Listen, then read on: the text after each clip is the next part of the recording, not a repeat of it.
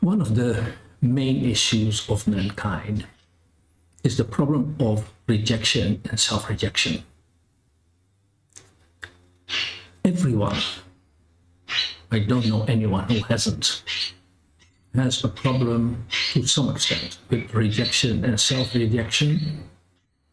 Expressing himself in many ways is insecurity, in trying to bring fake identity, in a kind of pride, but it's based on insecurity. Everyone has it, and everyone surely has it on a psychological level, meaning it's something in our personality. Many people, however, also have it on a demonic level, meaning they live under a kind of torture, and that might express themselves in the extreme case even in suicidal behavior, suicidal thoughts, and real suicide. So let's first try to define what rejection and self-rejection is. It is a sickness, or it might be a demonic thing based on the fact that we were not unconditionally loved in our youth. Even if you had very good parents, if you had parents that loved you, that were believers, then still in life you have some effects of rejection. First of all, because your parents express their love based on your behavior. You can be naughty or you can be sweet or rude. They express their love based on your results at school. And by the way, the whole school system is based on criticism, meaning to tell you what is not good, what is not good enough, and what should be improved. So everyone has a problem there, that the love that we receive was never unconditional. So everyone has an issue there. Now it can be extreme. So extreme that it even leads to suicidal behavior. And the rejection can start at any point after conception. So I would like to give you some examples and so those examples are real. They come from things that you will experience about how rejection can start. So first of all, imagine a couple, they're happily married, and for the first 3-4 years of their marriage, there wasn't any pregnancy, and so they want a child so much. And then suddenly, the woman notices, I am pregnant. And she tells her husband, and both of them are so happy, so happy. And I can imagine the husband putting his hand on the belly of his wife and saying to the child that's not even there, I mean, not even hearing, saying, we welcome you, whether you are a girl or a boy, however you are so welcome in our family. We have been waiting for you, and we bless you from the very start. I can imagine the woman is talking to her own belly to bless that child and to speak words of love, even when the child is not yet born. So this child is covered with love. And that means that any kind of evil spirit that's hanging around, and they do hang around, they're like mosquitoes, they're like flies, stay away from that overdoses of love. They don't want to be near that child. So this child has a great chance to develop with very limited rejection issues. Now I want you to imagine another young couple. They are not married, maybe they're pretty young. They go into a sexual affair outside the laws of God, and suddenly the girl tells her boyfriend, I am pregnant. And he says, oh no. Maybe he will first say, well, it's not mine, could be. Then he denies his fatherhood. But even if he acknowledges his fatherhood, he says, kill it, kill it. We can't have a child. You know, it will destroy our careers. We cannot finish our school, our education. I don't want a child. Even to the point that he says, if you don't abort, I'm going to leave you because I don't want to carry the irresponsibility of having a child. So the father, who is destined by God to be the protector of unborn children, born children, to be the protector of his wife, the protector and provider, he leaves his position and even speaks words that you could call curses. You must die. I don't want you. I reject you. Maybe he doesn't say it that way, but that is what he implies. And so there are certain spirits, very interested, spirits that we call spirit of death, spirits that we call spirits of rejection. And so they will invade that child that's completely unprotected. There's no layer of love around it, no protective layer around this unborn child. So immediately, this child is affected by spirits of rejection and self-rejection and death. By the way, rejection and self-rejection, the self-rejection follows the rejection. Why? Because the child, when it feels rejected, and it doesn't have a way of reasoning, thinks, why am I not loved? There must be something wrong with me. So there comes the self-rejection.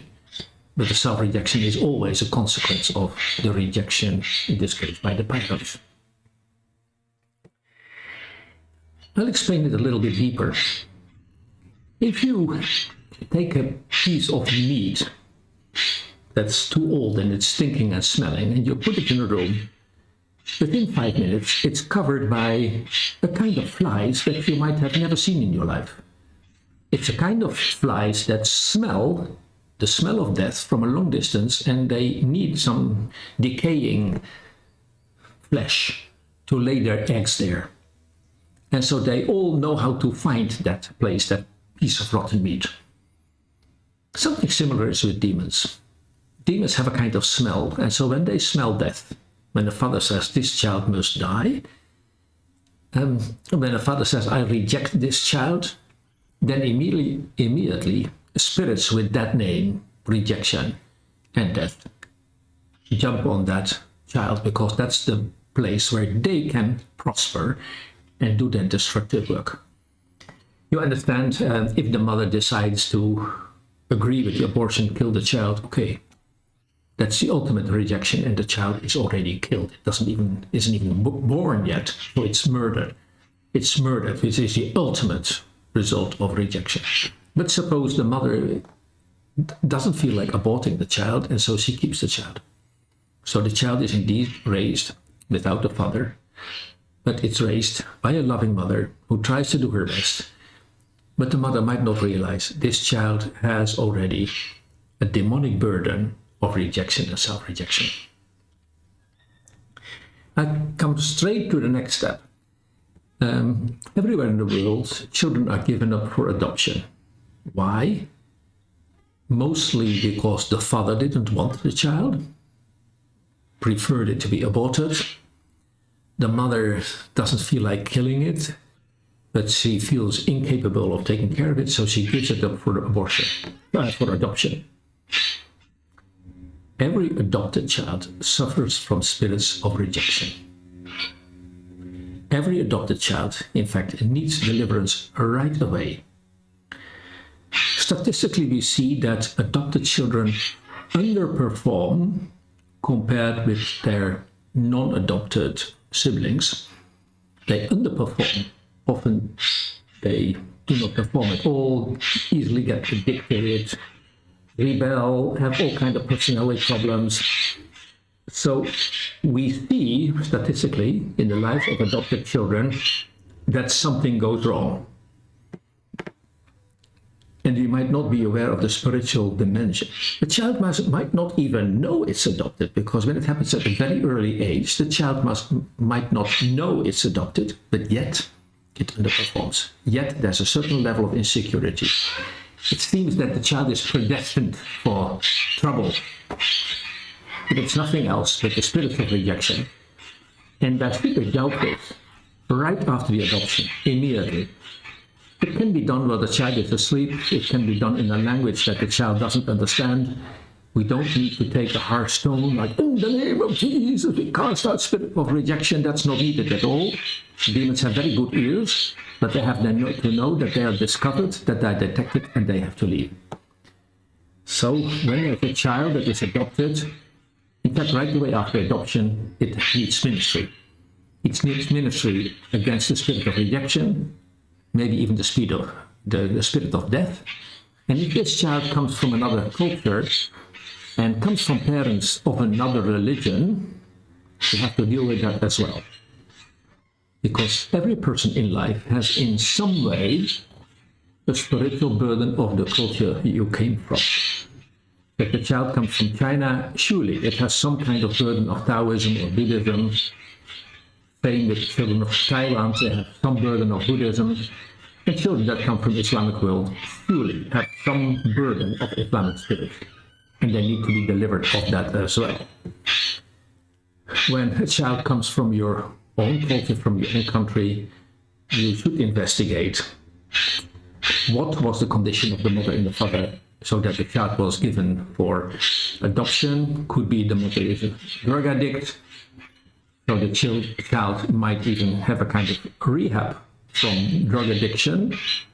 But anyway, if the mother was a fornicator, the father was a fornicator, we should deal with those spirits as well, generational spirits. We should deal with that as well. But okay, back to the subject of rejection proper. So rejection, self-rejection, spirit of death can start right after conception when the parents are not happy with the conception, not happy with the unborn child.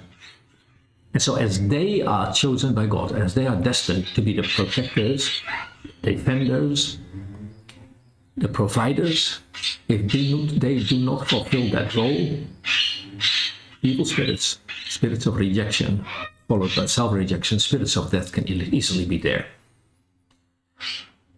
So I'll come up with another story. A woman came in our ministry. She had spent a big part of her life in mental ward and had 3 suicide attempts. And so my first question upon seeing her and prophesying over her was, were you loved at birth? And she said, oh no, not at all. She came from a rural environment in Eastern Europe, where it's very important that a rural family, a family of farmers, has boys to succeed in the farm for the next generation. So what is the case here? Mostly the oldest son marries into the home of his parents. He brings his wife into the home of his parents because he is going to succeed his parents on the farm and help them at their old age. But if they have children, it's very important that, again, a boy is born, because that one will take over the farm in the following generation. If girls are born, well, people are not that happy, because girls will leave the family upon marriage. They will leave, they will become part of another family, but boys will stay there and bring their wives in. So in this case, there's the young couple that lives with the parents, and so the girl gets pregnant, the young lady gets pregnant, and she gives birth to a girl. Okay, nobody is happy, but in every culture, people know that statistically half of their children is girl. Okay, so they're not very happy, but that can happen. It can happen that a girl is born. Not what they wanted for, but it's okay. So when she gets pregnant again, you know, the expectations are high, feelings are high. This time it must be a boy.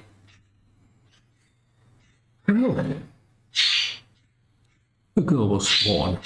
It's the woman that sits in front of me. Nobody was happy. Nobody was happy.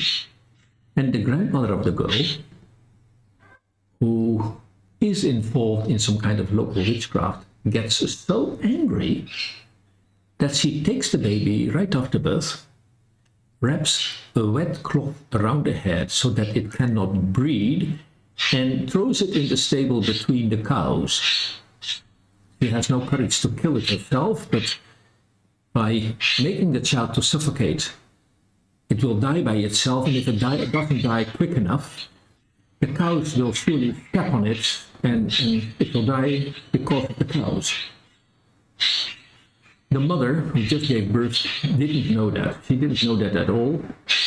But she is surprised that after some time she didn't hear her baby cry, who is in the next room. Supposedly should be in the next room. So she gets out of bed and goes to the next room where the crib is and doesn't find her baby. So her first thought is, maybe grandma took the baby to show it to the neighbors. That could be possible. I mean, the birth of a child is always a reason of joy. So maybe she is showing it to the neighbors right now. And so she's looking around, she doesn't see the grandma, so she takes a run to the nearest neighbor and asks, did you see grandma with my baby? And the neighbors are very surprised and say, well, we didn't even know a baby was born yet. No, we didn't see her. So she goes to the other side, finds the neighbors there and asks, did you see grandma with my baby? And they give the same answer. We didn't know a baby was born. So she returns home and starts panicking and thinks, where is my baby? Where did grandma bring it? So in her search all over the house, she also enters the cow stable, finds her baby there. Baby is blue, but it's not dead. So she takes away the cloth from the mouth, and the baby is saved for life.